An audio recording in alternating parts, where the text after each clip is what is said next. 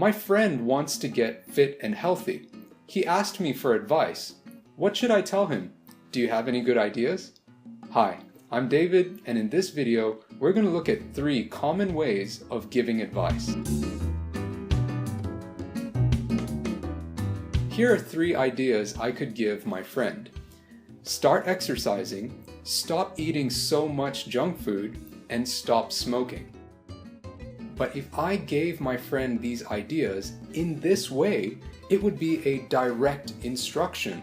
But remember, he's my friend, not my child. So let's change these into advice. First, let's give some soft advice or a suggestion. The word could is used for soft advice. For example, you could start exercising.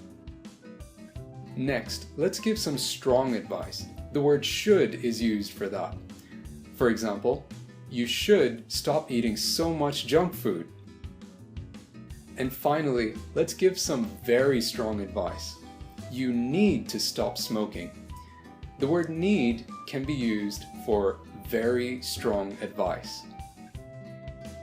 That's 1 Minute English. Now you know how to use could, should, and need to give advice.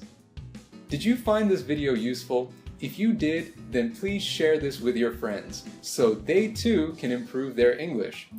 If you want to see more videos like this, please like and subscribe. Thank you so much for watching. I'll catch you in the next video.